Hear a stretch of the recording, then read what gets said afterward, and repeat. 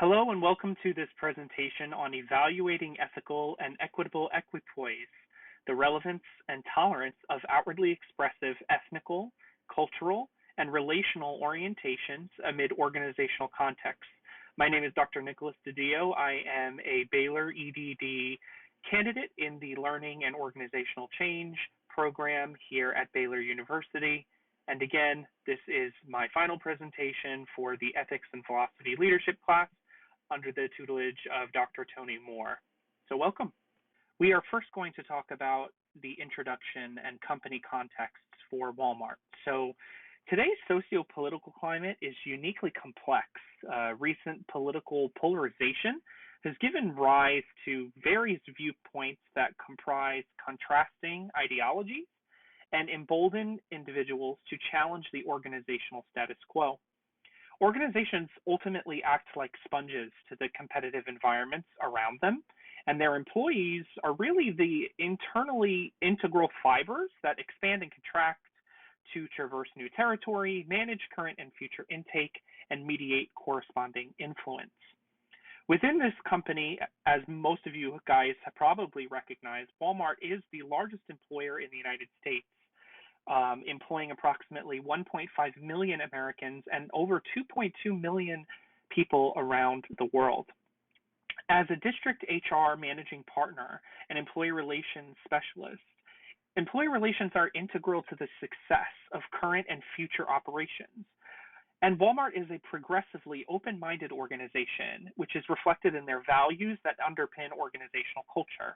These values are respect for the individual, service to the customer, striving for excellence, and acting with integrity.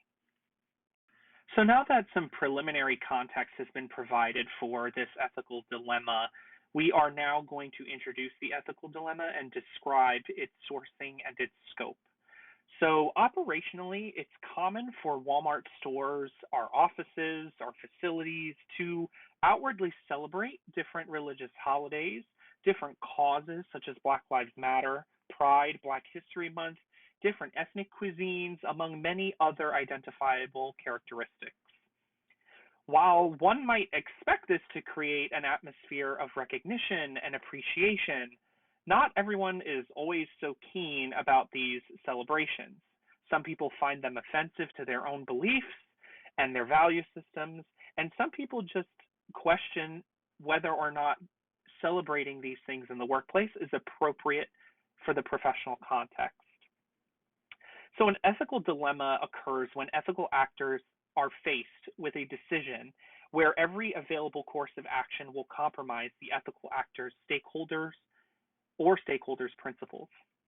In that case, the decision to allow these practices when most organizations hardly endorse items of intersectional identities as part of topical workplace conversations, let alone celebrations, it presents an interesting dilemma. Relevance for employee relations is reflected because the organization acts as the primary ethical actor and the impacted stakeholders are the employees. At the center of this dilemma is the appropriateness factor of whether we can celebrate different cultural holidays, value expressions, and really celebrate people's individual characteristics in workplace settings. To reiterate, for context, it's common for all of our stores, facilities, and offices to outwardly celebrate these different religious holidays and causes. The nature of inclusivity and freedom of expression in the workplace is usually viewed as progressively good, and organizational value is usually a byproduct. But some take offense and question the appropriateness of the celebratory causes. And so this presentation aims to source and scope the standard tolerance and celebratory practices in workplace today and determine if these appropriateness or the appropriateness of these events and conversations are phenomenologically changing the internal behavioral landscape of organizations. Now that we have described the sourcing and scoping of the ethical dilemma, we are going to now begin to break down the analysis section of this ethical dilemma. So the analysis begins by synthesizing relevant literature in the field. When considering the scope of celebratory causes for employee relations, it's imperative to discuss employer branding first. Employer branding stems from the assumed responsibility framework, as leaders are responsible for maintaining favorable workplace climates and working conditions to brand themselves as an inclusive, ethical, and safe workplace. Concerning employer branding, it is essential to note that the concept was not initially intended for employee relations, but rather it gained implications based upon the scholarly review, extrapolation, and further theory development due to the prevalence of an apparent strategic overlap here. With that recognized, employer branding is defined as a targeted long-term strategy to manage the awareness and perceptions of employees, potential employees, and related stakeholders regarding a particular firm. It is hypothesized that the awareness piece is what lacks when such employee relations related issues arise from the promotion of these celebratory workplace causes, which stems from the rights and utilitarian lenses which is delineated in our course text, Johnson 2021. Saunders and others in 2007 also mentioned that strategic human resources operations reflect quality in organizational recruitment and selection processes where, yes, employer branding plays a role in the retention and the building of camaraderies to keep employee relations intact. Furthermore, from our text, Johnson 2021, employee relations policies and strategic success is often interdependent with the leader's shadow of power and their shadow of privilege. So in essence, employer branding tactics that promote positive employee relations efforts must demonstrate alignment between the leader's actions and their perceived values that the organization collectively perpetuates. So in continuing this analysis, regardless of the type of celebratory cause, celebrations in the workplace are becoming more popularized and acclaimed in recent years. Lewis, Nunn, and Kennedy in 2006 took a compliance perspective, warning of the potential employer liabilities and discussing the ramifications of holding Christian parties for staff members. Moreover, with Pride Month in the recent rearview mirror for us in 2022, Ratton and Cohen-Molliver, who are organizational behavior strategy professors at London Business School, argue for the inclusion of pro-LGBTQ+ activities and workplace celebrations to remind us that many underrepresented social groups continue to be stereotyped, marginalized, and negatively targeted for expressing their social identities, particularly in the workplace. This conjecture is rooted, though, in their positionality, that self-expression in the workplace is good for individuals and organizations that employ them. It can enhance well-being, it can increase job satisfaction, and improve employee motivation and more, according to them. They also discuss code switching among women of color and strategies for creating an environment where employees feel a sense of belonging.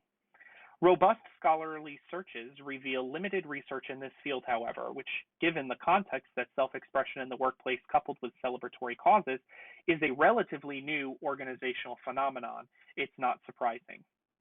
In terms of the analysis, much of what is known about the topic is mainly informal hearsay and reflected in a small amount of employee relations cases. I approach the analysis of this ethical dilemma by unearthing benchmarks to affirm or disaffirm the appropriateness of such celebratory causes. With the scope of academic literature identified, we are now going to take a look and turn to the presentation of the solutions through research and kind of furthering the analysis of the ethical dilemma concurrently. So in analyzing the scope and source of the ethical dilemma at hand, which is centered around, again, the appropriateness of outward expression at work, it is essential to provide analytical context specific to the organization. Internal organizational research consistent with the 2021 Walmart CDEI annual report breaks down several categories of diversity and inclusion. So, globally, women comprise 54% of non-management related roles, 44% of management related roles, and 35% of officer roles. Women of color represent 27% of non-management, 17% of management, and 9% of officer roles. From the perspective of equitable hiring practices, women made up 51% of new hires in 2021. Women of color represented 30%, and all people of color represented 56% of that populace. As demarcated again on the screen, regarding promotions, the total management promotions for all women were 45%, 18% for women of color and 40% for people of color. In the United States, people of color make up 49% of the workforce and 51% are Caucasian. Officer splits there are 27% for people of color and 73% for Caucasians. The average age of hourly workers is 37.65 years old, while members of management represent 41.18 average years old. Walmart is also home to several company-sponsored internal associate resource groups that organize, network, and represent several different communities of people. Some examples of these ethnic resource groups are the Asian Pacific Associate Network, APAN, Black and African American Resource Group, or BAARG, Latinx networks, and Tribal Voices for the Indigenous Associate Resource Groups. Other examples of community-based resource groups include Enable, which promotes disability awareness, Pride Associate Resource Groups supporting the LGBTQ+ communities, and faith-based groups dedicated to religious inclusion as well, titled FAVOR. Other groups also include Military Associate Resource Groups, SERVES, and Women's Resource Community, WRC. Again, while Walmart is a progressive organization, there are still opportunities to close the gaps in senior and executive leadership roles, notably defeating ethnocentrism and evil as exclusion concepts that are noted in the Johnson 2021 text. The prevalence of such of these programs is hypothesized to create cultures of tolerance, acceptance, and open-mindedness, as well as operationalize the strategic objectives rooted in the organization's mission and vision. Switching to the external research, which is the second approach for analysis, we need to know what are competitors doing and how do they brand themselves to attract and retain talent. Target is one of many large-scale competitors for Walmart. Like Walmart, they pride themselves on team member-centric values that place their employees at the center of their people operation strategies. From their 2021 Corporate Responsibility Report, Target boasts a 58% to 42% female to male workforce composition metric. Members of Target management are also heavily spread towards females, 56% to 44% respectively. Compared to Walmart, Target is excelling in women's placement in managerial positions. Contextually, this means that most managers are men, while at Target it is women. Target also places higher with women in officer roles, 41% to Walmart's 35%. For non-management roles, Caucasians make up 49% of Target's demographic, while Hispanics and Latinos make up 26%, Black and African Americans make up 15%, Asians make up 5%, and multiculturals make up 3%, while American Indian and Pacific Islanders make up less than 1%. For management roles, Caucasians make up 60% of the demographic, and you can see the other demarcations listed here on the screen. At face value, the numbers speak for themselves. However, it must be considered that Walmart has 1.5 million United States-based employees, while Target only has 450,000. Even though Walmart trails Target in demographic representation in a few categories, Walmart naturally has many more DE&I programs and resource groups compared to Target. Ultimately, by conducting internal research to benchmark against major competitors in the external research presented here, the organization positions itself from an informed perspective to dig deeper into the organizational research to explain the why behind these whats.